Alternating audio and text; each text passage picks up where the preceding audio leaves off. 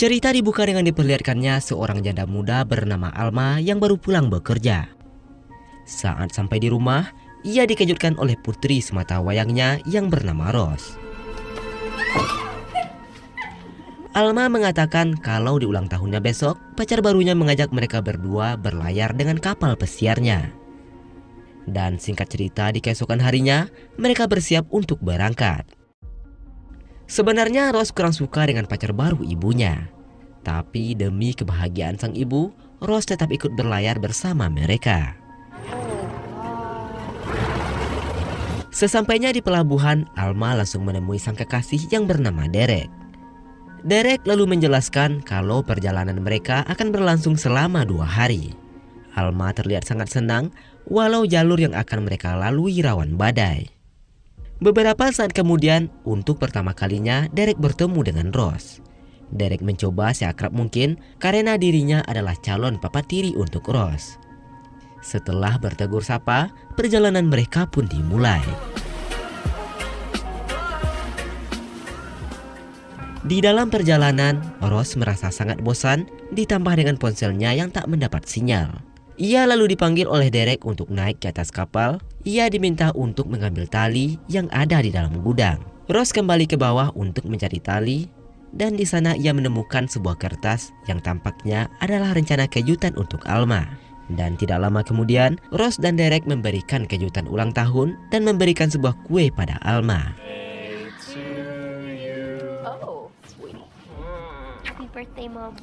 Setelah itu mereka mengobrol bersama. Derek kembali mengakrabkan diri dengan Rose dengan mengajarkannya cara membuat simpul. Derek ingin Rose tahu banyak tentang kapal layar karena nantinya kapal ini juga milik Rose. Derek juga memberikan hadiah. Rose mendapatkan pisau serbaguna, sementara Alma mendapatkan sebuah kaos. Keesokan harinya mereka bersantai menikmati perjalanan. Alma mengambil foto anak dan kekasihnya, juga beberapa video. Namun secara tiba-tiba, Alma terjatuh ke dalam laut.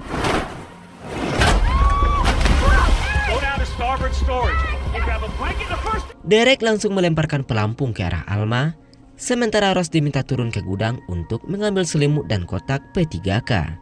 Dan tanpa sengaja, ia menemukan sebuah senjata. Beruntungnya Alma selamat dan berhasil naik ke atas kapal. Alma meminta maaf karena tidak sengaja menghilangkan HP-nya Rose. Selang beberapa saat kemudian cuaca tampak memburuk dan mereka berlindung ke dalam kapal. Derek memberitahukan bahwa di kapalnya ada 1 skoci, 3 pelampung dan alat keselamatan untuk berjaga-jaga. Alma yang panik sempat meminta untuk pulang. Lalu Rose menenangkannya dan beruntungnya tak terjadi apa-apa pada mereka bertiga. Malam harinya Rose tak bisa tidur dengan tenang. Ia mendengar sesuatu dari luar kapal dan mencoba melihatnya. Namun ternyata itu adalah suara sang ibu dan kekasihnya yang sedang adu mekanik. Keesokan harinya Rose menghampiri sang ibu yang berada di atas kapal. Saat Derek datang, Rose kemudian menanyakan perihal senjata AR-15 yang ia lihat kemarin. Derek lalu menjelaskan kalau senjata itu adalah bagian dari pekerjaannya.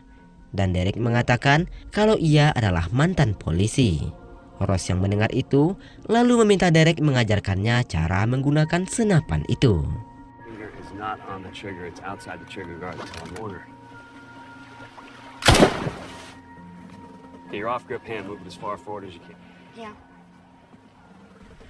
Malam harinya mereka pun minum bersama.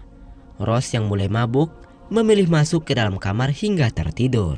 Sementara Alma asik berdansa dengan Derek di atas kapal. Di tengah malam Rose terbangun karena ia mendengar sesuatu lalu mengintip keluar kapal. Ia melihat sebuah kapal mendekat. Alma dan Derek yang masih berada di atas kapal tidak tahu kapal itu milik siapa.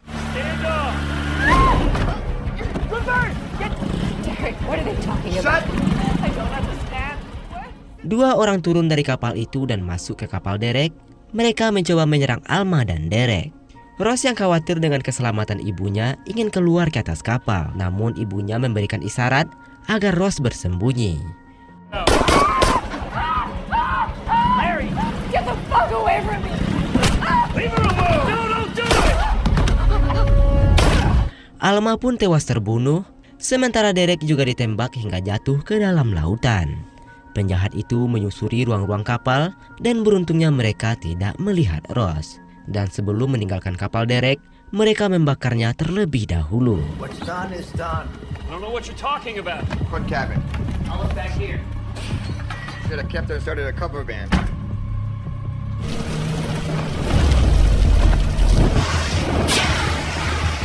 Setelah mereka pergi, Rose berusaha memadamkan api, dan ketika ia naik ke atas kapal, ia menemukan ibunya yang sudah tak bernyawa. Keesokan harinya, Rose mencoba mengotak-atik mesin kapal, namun ia tak berhasil menghidupkan kapal itu. Selang beberapa saat, Rose kemudian membungkus mayat sang ibu dan mengikat mayat ibunya agar tidak jatuh ke laut. Ia mengambil kalung ibunya lalu menyimpannya. Rose pun lalu kembali ke dalam dan mencoba beberapa alat yang bisa digunakan untuk mencari bantuan. Namun semuanya sudah tak berfungsi lagi akibat terbakar semalam. Dan di saat bersamaan, ia mendengar sesuatu dan memutuskan untuk naik kembali.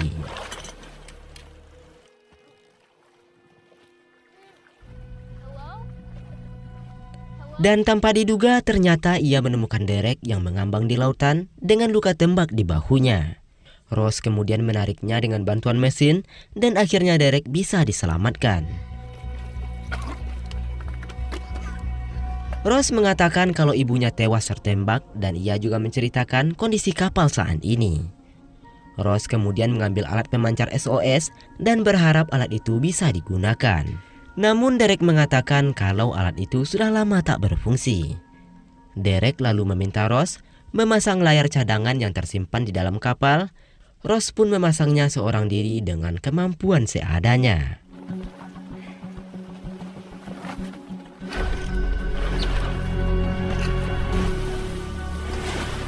Malam harinya Rose menemukan kapal dalam kondisi bocor.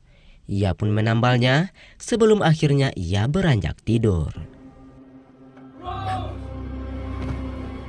Keesokan harinya Rose terbangun karena mendengar suara teriakan Derek. Rose menghampirinya di atas kapal, lalu Derek meminta diambilkan kotak P3K dan membersihkan luka di tangannya. Di kesempatan itu Rose menanyakan penjahat yang menyerang kapal mereka, namun Derek mengatakan bahwa ia tak mengetahuinya.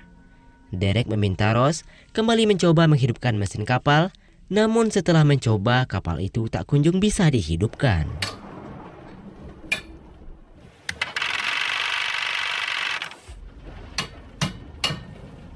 Merasa putus asa, Rose pun kembali ke kamar. Namun tanpa sengaja, ia menemukan foto-foto Derek dengan pria yang menyerang kapal mereka beberapa hari yang lalu. Merasa curiga dengan Derek, Rose lalu naik ke atas kapal dan mengikat tubuh Derek. Ia juga mengambil pisau yang ada di saku Derek. Namun ketika Rose meninggalkannya sebentar untuk membenahi layar kapal, Derek tiba-tiba menghilang. Sambil memegang pisau, Rose lalu masuk ke dalam kapal dan mencari Derek. Tiba-tiba Derek muncul dari sebuah ruangan. Derek mengatakan bahwa mereka harus segera menemukan pulau karena tambalan kapal tak berfungsi lama. Namun Rose menanyakan siapa orang-orang yang menyerang kapalnya. Derek hanya menjawab bahwa mereka adalah mafia kelas kakap. Mereka lalu membuka sebuah peta dan kemudian menyadari bahwa mereka benar-benar berada di laut lepas yang mengarah ke Bermuda. Derek meminta Rose membantunya menyalakan mesin. Mereka bekerja sama untuk menyalakannya.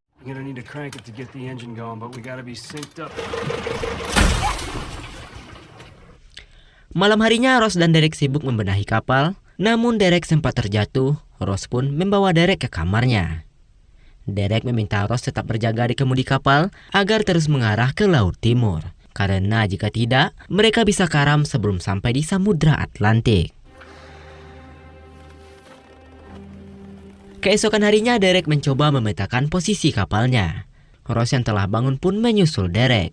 Derek mengatakan bahwa kalung Alma yang dipakai oleh Ross adalah pemberiannya. Derek juga mengatakan bahwa ia telah mengenal dan mendekati Alma sejak bertahun-tahun yang lalu.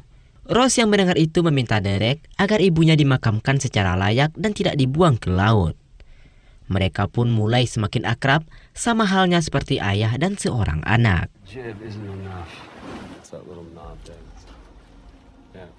Malam harinya Derek melihat arah si bintang melalui teropongnya. Ia berharap bisa menjadi petunjuk arah bagi mereka. Tapi tidak lama kemudian, Ross yang berada di bawah terkejut mendengar teriakan Derek.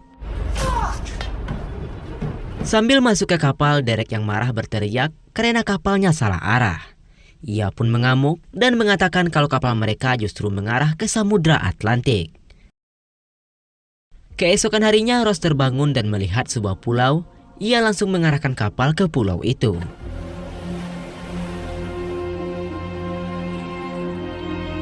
Saat hampir mendekati pulau, Derek menurunkan sekoci dan mengajak Ross pergi bersamanya. Dalam perjalanan tiba-tiba dayung patah. Ross yang ingin mengambilnya justru tercebur ke laut.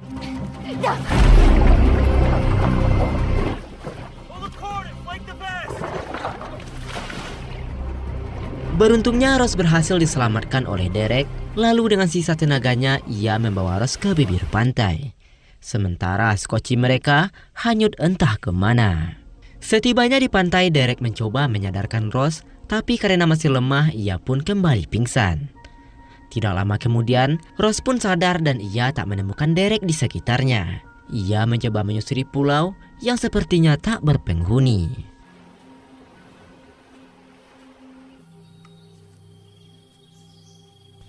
Setelah lama berjalan, akhirnya ia menemukan Derek di antara batu-batu besar yang berada di bibir pantai.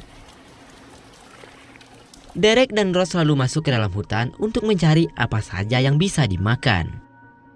Tidak lama kemudian, mereka melihat sekoci yang sebelumnya hanyut terbawa arus.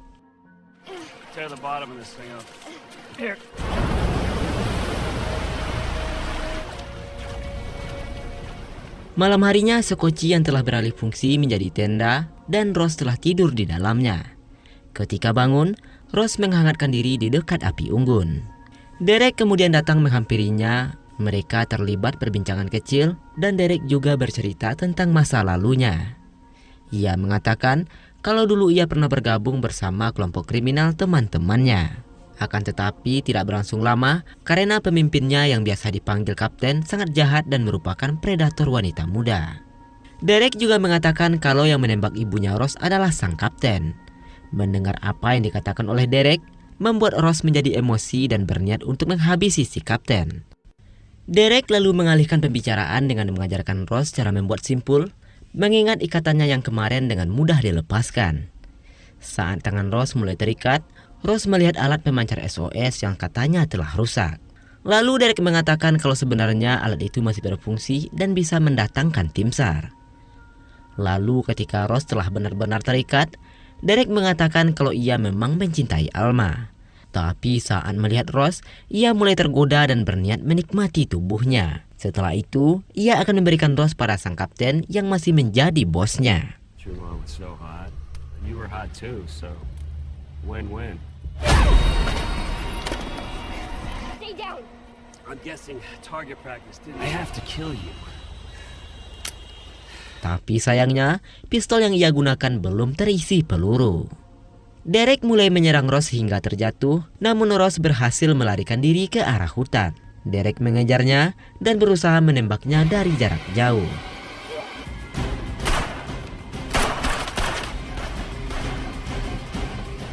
Keesokan harinya, Ross yang ketiduran di hutan kemudian terbangun dan menyadari bahwa Derek masih mengejarnya. Ia pun lari sekuat tenaga hingga sampai di sebuah jurang ke arah pantai. Tak ada pilihan lain kecuali menuruni jurang itu.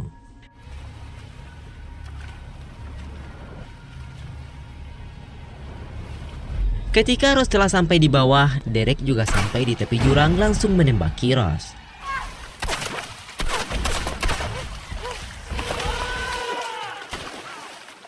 Ross lalu mendekati Derek mengira ia sudah tak bernyawa, namun ternyata Derek kembali bangun dan mencoba melukai Ross.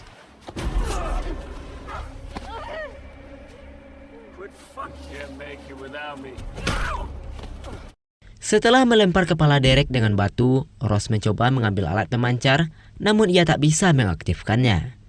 Lalu Derek mengatakan bahwa ia akan memberikan Ross pada kaptennya, berharap ia dapat pengampunan setelah dulu pernah mencuri di tempat atasannya itu. Mendengar apa yang dikatakan oleh Derek, Ross bergegas kabur, sementara Derek yang tak berdaya ditinggal sendirian di pulau itu. Ross pun kembali ke kapal dan mengobati lukanya. Namun pada malam harinya, kebocoran kapal sudah semakin besar dan hampir tenggelam. Ia segera memindahkan beberapa barang ke dalam sekoci. Tapi saat memindahkan jasad sang ibu, ia gagal yang mengakibatkan mayat sang ibu benar-benar tenggelam.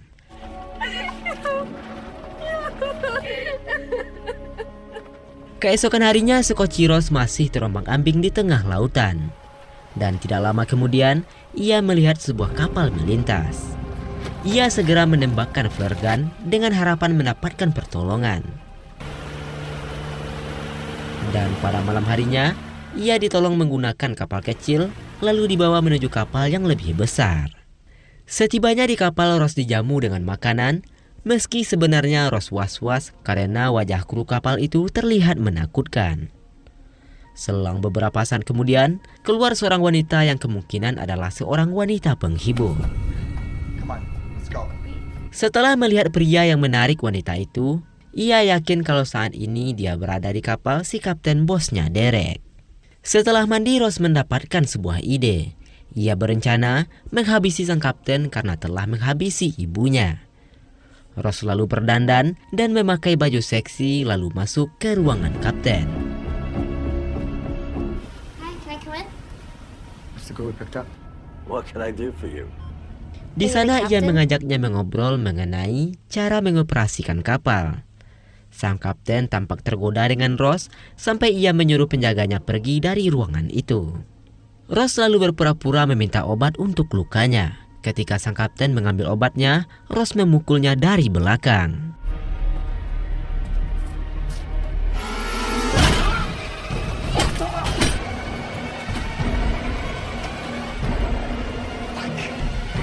Setelah kapten tewas, Ross melarikan diri dari sana, sementara anak buah kapten baru mengetahui kalau Ross adalah tawanan Derek. Menyadari hal itu, mereka pun mulai mencarinya ke segala arah. Sementara itu, Ross yang mencoba sembunyi tanpa sengaja masuk ke dalam sebuah kamar yang ternyata ada wanita penghibur tadi di dalamnya. Ross lalu menanyakan ruangan senjata. Wanita itu memberikan petunjuk, namun ia mengatakan bahwa ia tak bisa membantunya, termasuk wanita-wanita lainnya. Dari sinilah Ross menyadari bahwa di kapal itu ada banyak perempuan yang disekap. Have you seen my gun? It's in the engine room. Okay, how do I get there? Setibanya di ruangan mesin, Ross akhirnya menemukan senjatanya. Namun, salah seorang anak buah kapten mengetahuinya. Hey, don't move! Stay where you are!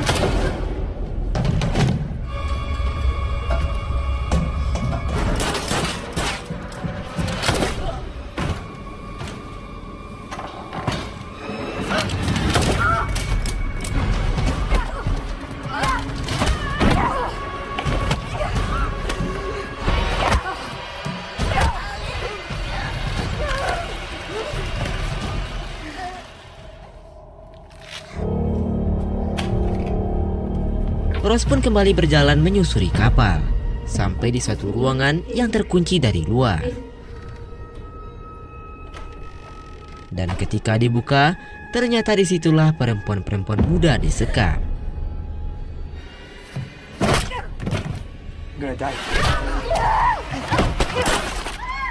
Beruntungnya salah seorang dari wanita itu memberikan pukulan.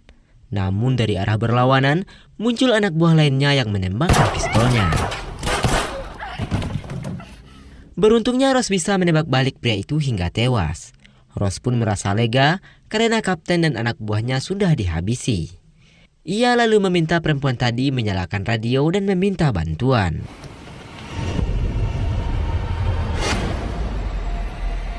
Dan rupanya Derek berhasil sampai di kapal itu dan langsung menyerang Ross. All that advice?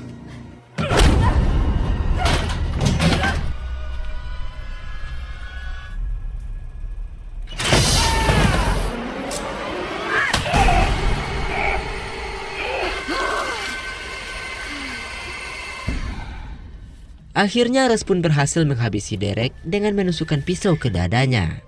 Seorang wanita yang tadi membantu Ross kemudian membawa Ross ke bagian atas kapal. Di sana semua perempuan yang disekap sudah berkumpul. Dan betapa bahagianya mereka karena melihat cahaya kota dari kejauhan. Dan itu artinya sebentar lagi mereka akan berlabuh. Cerita pun beralih ke kantor polisi. Ross dimintai keterangan oleh polisi terkait pelayarannya. Dari kepolisian, Ross juga mendapatkan informasi bahwa perempuan-perempuan yang bersamanya di kapal tadi malam telah dikembalikan pada keluarganya. Setelah itu, polisi akan mengantarkan Ross kembali pulang. Ross pun sempat menolaknya karena merasa tak punya apa-apa dan siapa-siapa. Namun polisi itu mengatakan bahwa Ross harus tetap melanjutkan hidupnya. Lalu, film pun selesai. Nah, menurutmu, apa pesan moral yang kamu dapat dari film ini? Silahkan tuliskan di kolom komentar. Akhir kata saya ucapkan terima kasih. Sampai jumpa di video selanjutnya dan wassalamualaikum warahmatullahi wabarakatuh.